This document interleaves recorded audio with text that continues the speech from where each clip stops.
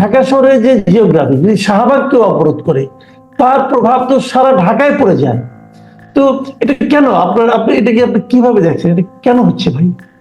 এটা তো ওই মব কালচার। সেই মব যেদিন থেকে শুরু হয়েছে, 32 নম্বর ভাঙা, তারপরে আনসারদের পিটানো, তো যখন তখন আপনার সচিবালয় চলে যাওয়া, তারপরে আপনার তাদের অটো পাস দেওয়া। তো তারা তো একটা, এই যে জুলাই যোদ্ধাগুলো হসপিটাল দখল করা, একটার পর একটা তো তারা সুবিধা পেয়েছে। এবং সরকারের আশকারায় যেখানে বলা হয়েছিল যে যমুনাতে তোমরা নিষিদ্ধ এলাকা, সেই নিষিদ্ধ এলাকায় সরকারি দল এনসিপি ওইখানে মিটিং করেছে। তারা মিটিং করে আওয়ামী লীগকে নিষিদ্ধ করেছে। সেই নিষিদ্ধ করার দাবিটা আবার তাদেরকে বলছে আবার শাহবাগে যাও, শাহবাগে গিয়ে তারা সে আন্দোলন করেছে। তো তারা তো দেখেছে যে রাস্তা বন্ধ করলে, এগুলো করলে সরকার তাদেরকে দেয়। সরকারই তো এদেরকে পালতেছে। এবং এনসিপি, আমি কালকে একজনের সাউন্ড বাইট শুনলাম যে সরকারের অফিস, প্রধান উপদেষ্টার কার্যালয়ের অফিসের কেউ জানি নিজে দিয়েছে, তোমরা শাহবাগে গিয়ে ধর্ণা ধরে থাকো, শাহবাগকে অচল করে রাখো, তাহলে কিন্তু তোমাদের দাবি আদায় হবে। এখন তারা যে দাবি করছে, হয়তো কিছু ন্যায্য দাবিও আছে, কিন্তু জনদুর্ভোগ করে কেন হবে? আর একটা দাবি আছে, তাদের জুলাই যোদ্ধা স্বীকৃতি দিতে হবে। আপনার আপনার আর কয়টা দাবি করছে তারা? দাবি যেগুলো করেছে আমি আপনাকে দু একটা বলি। যেমন একটা আছে জুলাই শহীদ ও যোদ্ধাদের রাষ্ট্রীয় স্বীকৃতি, আরেকটা শহীদ পরিবার ও আহতদের জন্য আজীবন সম্মান, আরেকটা চিকিৎসা, শিক্ষা ও কল্যাণের নিশ্চয়তা, আহতদের পুনর্বাসন, কর্মসংস্থান এবং ব্যয়ের সম্পূর্ণ রাষ্ট্রীয় দায়িত্ব। কর্মসংস্থান, আচ্ছা। আবার আরেকটা জিনিস, আহত ও শহীদ পরিবারের জন্য, খেয়াল করবেন, আহত ও শহীদ পরিবারের জন্য বিশেষ আইনি সুরক্ষা কেন্দ্র। এগুলি তো আমি বুঝতে পারছি না কিছু, এটা কি মানে আরেক কোটা নাকি? আইনি সুরক্ষা কেন্দ্র মানে হচ্ছে যে চাঁদাবাজি করলে যদি কেউ ধরে তাহলে ওরা হেল্প করবে। আইনি সুরক্ষা কেন্দ্র আবার কি জিনিস? এখন যে দাবিগুলো ওইখানে আনছে, আপনি দেখে, এখন যদি দেখেন আমাদের 71 সালের মুক্তিযোদ্ধা যারা ছিল, শহীদ যারা ছিল, তারাও কি এই সুবিধাগুলো সবাই ভোগ করছে?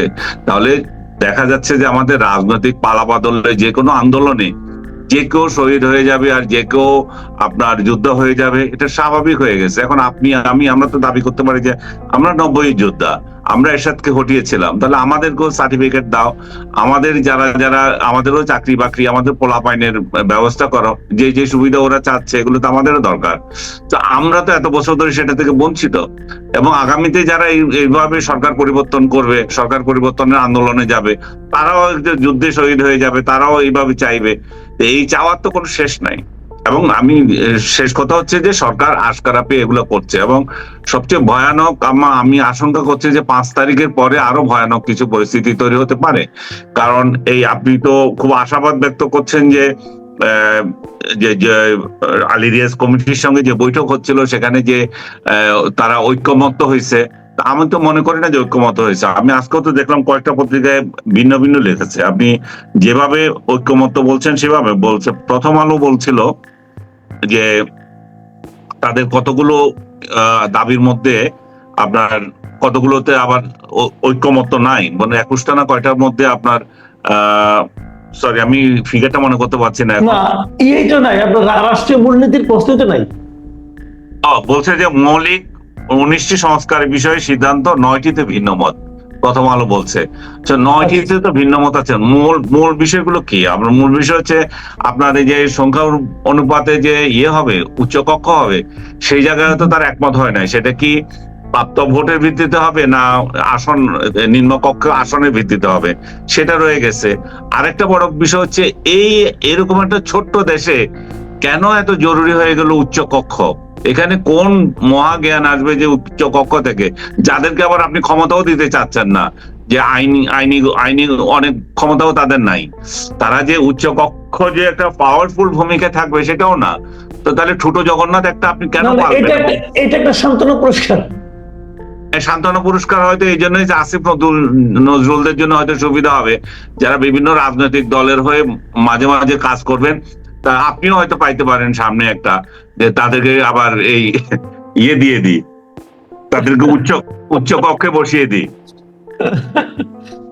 আচ্ছা, একটা বিষয় আপনি খেয়াল করেছেন কিনা, গত কয়েকদিন ধরে সোশ্যাল মিডিয়ায় দেখছি সেটা হলো জুলাই আন্দোলন আসলে কারা করেছে, এটার মূল নেতা কারা, এটা নিয়ে একটা ঝগড়াঝাটি চলছে। একদিকে নাহিদ ইসলাম, জুলকারনাইন সাহেব, আবার সাদিক কায়েম নাকি মূল নেতা, এই ধরনের মাস্টার মাইন্ড, এই ধরনের একটা ঝগড়াঝাটি বেশ ইদানিং দেখি জমে উঠেছে। এই জুলাই আন্দোলন তো আমি যতটুকু বুঝতাম এটা থেকে স্বতঃস্ফূর্ত আন্দোলন এবং এটা সারা দেশের গণমানুষের আন্দোলন। এর আবার এটা নিয়ে এই যে নেতৃত্ব নিয়ে কামড়া কামড়ি, এটা কেন?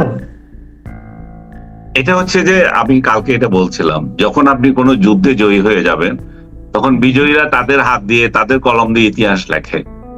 ওনারা এখন নিজেদের ইতিহাস লিখতে বসছেন, যেহেতু তারা বিজয়ী হয়েছেন, তারা চেয়ারে বসছেন, সেই এখন ইতিহাস হচ্ছে। জাস্ট উল্টোটা যদি হতো, কি হতো যদি তারা বিজয়ী না হতো, তাহলে আজকে কি কেউ স্বীকার করতো কে মাস্টার মাইন্ড ছিল, কার কে ছিল, কত সাল থেকে কে আন্দোলন হচ্ছিল, কে যে কি পরিকল্পনা করেছিল, কোন বিদেশি তাদেরকে কি করেছিল, এত সব কাহিনী কি থাকতো? তখন তো শহীদ কে হয়েছে তারও পাত্তা থাকতো না, পালিয়ে থাকতো যে শহীদ কে আবার কোথা থেকে, আর না আমাদেরকে মারা যায় নাই, এই ধরনের পরিস্থিতি তৈরি হতো এবং এদের কোনো তালিকাও থাকতো না। তো আজকে যেহেতু তারা বিজয়ী হয়েছে এবং ক্রিম পাচ্ছে, সেই ক্রিমের জন্য অবশ্যই তাদের এখন কৃতিত্ব নিতে হবে। এই ক্রিমের কৃতিত্ব নেওয়ার জন্য তাদের কামড়া কামড়ি। কিন্তু আপনি যেটা বলছিলেন যে আসলে দেখেন কোটা আন্দোলন শুরু হয়েছিল 1 তারিখ থেকে, আমি তো এই 30 তারিখের আগ পর্যন্ত এটাকে এক দফার কিছু দেখি নাই। 30 তারিখ পর্যন্ত এটা এভাবেই চলছিল, কোটা আন্দোলনই চলছিল। সলিমুল্লাহ খান্না 30 তারিখে গিয়ে বললো যে এক দফা চাই, যে এটা বাস্তবায়ন, এটা দিলেও বাস্তবায়ন হবে না, সরকার পরিবর্তন দরকার, আমার স্পষ্ট মনে আছে। তারপরে 2-1 জন সামনে চলে আসলো, বললো যে হ্যাঁ আমরাও চাই। তারপরে 3 তারিখে নাহিদরা এক দফা ঘোষণা করলো, 30 তারিখে আবার লাল লাল লাল দিল, এটা কি বলো, প্রোফাইল করলো। এইসব তামাশার পরে 3 তারিখে ঘোষণা করলো, 5 তারিখে বিজয় হয়ে গেল। এবং অবশ্যই এখানে একটা সাংগঠনিক তো ছিলই তাদের। এবং এই 30 তারিখে 3 তারিখে যে শহীদ মিনারে যাওয়ার এই কর্মসূচিটাও তো আমি দেখেছি যে এটা বামদের তরফ থেকে এসেছিল, যে আনু মোহাম্মদ বলছিল যে প্রেস ক্লাব থেকে আমরা এখানে যাব। পরবর্তীতে এটা হাইজ্যাক হয়ে চলে গেল, এটা সবার হয়ে গেল এবং আনু মোহাম্মদরা তখন আউটই হয়ে গেল, এখানে ঢুকতেও পারলো না। যাই হোক, এগুলো নিয়ে আমরা তর্ক করে লাভ নাই। কিন্তু তারা যেভাবে, মূল বিষয়টা হচ্ছে সবাই চেয়েছিল বলেই শেখ হাসিনার পতন হয়েছে, তাই না? না চাইলে তো আর হয়নি। এবং এমন একটা পরিস্থিতি তৈরি হয়েছিল তখন যে সাধারণ মানুষ রাস্তায় নেমে গিয়েছিল। এবং এটা একক কৃতিত্ব কারণ আমার দরকার নাই, কারণ বিষয়টা হচ্ছে যে আমার ছেলে যখন রাস্তায় নামেছে তাহলে অভিভাবকে নেমেছে, সাধারণ মানুষ এখানে সম্পৃক্ত হয়ে গেছে। তবে অবশ্যই এই ধরনের আন্দোলনের কি পেছনে কেউ নাই? অবশ্যই আছে, সেটা অস্বীকার করার জো নেই। এবং এটা অপ্রিয় হলেও নাহিদদের বিষয়ে আমি বলতে চাই যে জামাতে ইসলাম যে দাবি করছে, জামাতে ইসলামের যে নায়েবে আমির যে দাবি করছে তাদের সাথে সম্পর্ক ছিল, তারাই আন্দোলন করেছে, এটা আমি বিস্তারিত হয়তো আরো একদিন বলবো। কিন্তু এই দাবিটা সত্য, কারণ তারা দেখেছে যে 2014 যে আন্দোলন করেছিল, জঙ্গি আন্দোলন জামাতের নেতৃত্ব হয়েছিল, সেগুলো ঢাকার বাইরেই ছিল। ঢাকার বাইরে আন্দোলন করে তাদের কোনো লাভ হয়নি। তারা তখন থেকে প্ল্যান করছে যে এই আন্দোলন তারা ঢাকায় আনবে, এবং ঢাকায় এনেছে, তারা নেপথ্যে ছিল, এদেরকে তারা কাজে লাগিয়েছে। এবং এনসিপি কে তো এই কারণেই মানুষ বলে যে এটা জামাতের বি টিম, এরা তো, এদের অনেকে তো শিবির করা এবং এদের অনেকের সাথে সম্পৃক্ত আছে। ওরা যতই বলুক যে না আমরা ওদের সাথে সম্পৃক্ত না, কিন্তু ওদের কার্যক্রম, ওদের কথাবার্তা এবং ওদের টার্গেট মুক্তিযুদ্ধকে হেয় করা এবং বঙ্গবন্ধুকে হেয় করা, আওয়ামী লীগকে নিঃশেষ করা, এই জাতীয় মানে জিজ্ঞাসার যে সমস্ত অ্যাক্টিভিটিস, সেগুলো তো জামাতের সাথে এদের কোনো পার্থক্য নাই। তো সব দিক থেকে আমার মনে হয় যে জামাত যে দাবিটা করছে যে এই আন্দোলনে আমরা মাস্টারমাইন্ড ছিলাম, আমরা এদেরকে চালিয়েছি, সেটা আসলে একেবারে অসত্য নয়। এখন যে শিবির যে এখানে ভূমিকা রাখে না তা নয়, শিবির যে সমস্ত আন্দোলন যে স্টাইল হয়েছে, আমার স্পষ্ট মনে আছে যেদিন যাত্রাবাড়িতে এই আগুন ধরিয়ে দিয়েছিল, আমি ফেসবুকে লিখেছিলাম যে এটার সাথে ওই আন্দোলনের মিল আছে, এরাই এর সঙ্গে জড়িত। অনেকে আমাকে এই যে জামাত শিবিরের বা আন্দোলনের তখন এই আন্দোলনের সাথে অনেকে আছে, তখন আমাকে আক্রমণ করেছে যে না, আপনি মিথ্যা কথা বলছেন, আপনি এখানে জামাত শিবিরকে এনে দিচ্ছেন। এখন জামাত শিবিরই বলতেছে যে আমরা আড়ালে ছিলাম যাতে বাম এবং আদার্স আমাদেরকে না চিনতে পারে এবং এটাকে ব্লেম না দিতে পারে। এটাই সত্য, এবং হয়ে গেছে আন্দোলন। এখন কৃতিত্ব নিয়ে কামড়াকামড়ি হবে, এটা তো স্বাভাবিক। আচ্ছা, আমরা শেষ প্রসঙ্গে চলে এসেছি। একটা আপনি খেয়াল করেছেন এর মধ্যে প্রেস সেক্রেটারি উনি একটা কথা বলেছেন যে আগামী 4-5 দিন খুবই ক্রুশিয়াল আমাদের জন্য। আবার এর পাশাপাশি গতকালকে আমরা একটা জিনিস দেখলাম যে সেনা দপ্তর থেকে একটা ব্রিফিং করা হলো। সেই ব্রিফিং এ তারা বলল যে নিষিদ্ধ ছাত্রলীগ আওয়ামী লীগ নেতা কর্মীদের গোপন বৈঠক ঘিরে 22 জনকে গ্রেফতার করা হয়েছে এবং একজন সেনা কর্মকর্তাকে গ্রেফতার করা হয়েছে। বাট আমি ইন্টারেস্টিংলি খেয়াল করলাম যে মোটামুটি সব মিডিয়াতেই এই গোপন বৈঠকটাকে ইনভার্টেড কমার মধ্যে রাখা হয়েছে, যেটা যেরকম আমরা আগে দেখতাম যে র্যাবের সঙ্গে বন্দুক যুদ্ধ। তো এখন এই গোপন বৈঠকের সত্যতা নিয়ে কি কোনো সন্দেহ অথবা কি জানি না, এই পুরো বিষয়টাকে আপনি আসলে কিভাবে মূল্যায়ন করবেন? মানে একটা আপাত দৃষ্টি, মানে একবার খোলা দৃষ্টিতে দেখলে আওয়ামী লীগ আমলে যেরকম জামাত শিবিরের লোকজন কোথাও মিটিং করতো, তারপরে কয়েকটা বৈঠক দিয়া এদেরকে গোপন মিটিং এ এদেরকে ধরা হয়েছিল, সেই একই স্টাইলের একটা বৈঠক আওয়ামী লীগের সমর্থকরা হয়তো করেছে ওইখানে, এবং তারা গেছে, তাদের রাজনৈতিক পরিচয় অবশ্যই আওয়ামী লীগের সাথে আছে, নতুবা তো এভাবে বলতো না। আছে একজন সেনা সদস্য হয়তো সেখানে গেছে, কিন্তু যে গল্পটা বানানো হয়েছে যে ওই সেনা সদস্য সেখানে ট্রেনিং দিচ্ছে, ওই ট্রেনিং ওই একদিনের বৈঠকে ট্রেনিং দিয়ে দিচ্ছে, এটা হচ্ছে বাড়তি মশলা, যেটা যেটা যেটা পুরো গল্পটাকে একটা ফালতু বানিয়ে দিয়েছে। এটা বলতে পারে যে বিগত সরকারের সমর্থক কিছু লোক এক জায়গায় মিলিত হয়েছে, তারা কি করবে, তারা কর্মপন্থা নিতে, তার স্বাভাবিক কর্মবন্ধ করতে পারে, তারা তো রাজনীতির সঙ্গে জড়িত আছে যেহেতু, তারা তো চাইবে এই সরকারকে ফেলে তারা কিভাবে ক্ষমতা আসবে, তারা কিভাবে সার্ভাইভ করবে সেগুলো করার। কিন্তু এইটাকে যদি বানানো হয় যে গোপন বৈঠকে সশস্ত্র সংগ্রামের জন্য তাদেরকে ট্রেনিং দিচ্ছে একজন অফিসার নিয়ে, সেটা আমার কাছে অতি বাড়তি মনে হয়, এবং সেই জন্যই হয়তো অনেকে ইনভার্টেড কমার মধ্যে রাখছে। আর ইনভার্টেড কমার মধ্যে তো রাখবেই। আরো সন্দেহজনক হচ্ছে যে আপনাদের এত গোপন বৈঠক আপনারা পেয়ে গেলেন, সেটা এতদিন পরে কেন এটা উদ্ঘাটন হচ্ছে? এতদিন পরে কেন?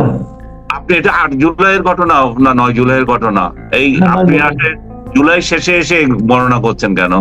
ওটা তো আগেই করতে পারতেন যে গোপন বৈঠক হচ্ছে, আমরা ধরে ফেলছি। তো এই অন্য কোনো মশলা পাকানো হচ্ছে, হয়তো আওয়ামী লীগের উপর আবার বড় কোনো অভিযান চালানোর জন্য হয়তো কোনো ইয়ে হচ্ছে, মানে গুটি পাকানো হচ্ছে। যারা এখানে জড়িত ছিল তারা যদি, আমি তো মিটিং করার অধিকার আমার তো আছে, আমি আমি আমি যে দলেরই সমর্থক হই, আমি কোনো জায়গায় মিটিং করতে পারবো না? আমি মিটিং এ সেখানে কি করেছি সেটা হচ্ছে বিষয়। একটা কমিউনিটি সেন্টারে কিভাবে মিটিং করলে সেখানে কিভাবে ইয়ে হয়, সেখানে কিভাবে এটা কি বলে ট্রেনিং হয়ে যায় এবং সশস্ত্র কিছু হয়ে যায়। আপনি আমাকে ফলো করেন, আমি কোথায় যাই কি করি, কিন্তু আমার মিটিং করার অধিকার তো আমার রয়েছে, রাষ্ট্র আমাকে দিয়েছে, তাই না? হ্যাঁ, যদিও আওয়ামী লীগের রাজনৈতিক কর্মকাণ্ড নিষিদ্ধ করা হয়েছে, কিন্তু আমি যদি ঘরের মধ্যে বসে কারোর সঙ্গে কথা বলি, এখন সেই কথাটাকে কি ওই মানে নিষিদ্ধ কর্মকাণ্ডের মধ্যে ফেলানো যায়? আমার তো মনে হয় না। আমি জানি না, আপনি কি বলবেন? বলছি যে আমি ঘরের মধ্যে কি করছি বা কোন একটা কমিউনিটি সেন্টারে কি করছে, তারা তো এমন না যে ব্যানারটা নিয়ে স্লোগান দিচ্ছে, অমুক করছে তমুক করছে। এখানে যোগ করেছে, মানে ওই মশলা একটা যোগ করেছে, একটা হচ্ছে ট্রেনিং দিচ্ছে, আরেকটা হচ্ছে তারা স্লোগান দিয়েছে। কিসের স্লোগান? শেখ হাসিনা কোথায় আছে, কি আছে, তারা এখানে কোন ভূতে পাইছে যে তারা একটা কমিউনিটি সেন্টারে গিয়া এই গোপন বৈঠকে আবার স্লোগান দেয়? গোপন বৈঠকে স্লোগান দেয়? গোপন বৈঠকে তো গোপন আলাপ করে কিভাবে আমরা আমাদের নেত্রীকে ফিরিয়ে আনবো, যে উনি আমাদেরকে এতিম করে চলে গেছে, এইসব গল্প হবে। জি।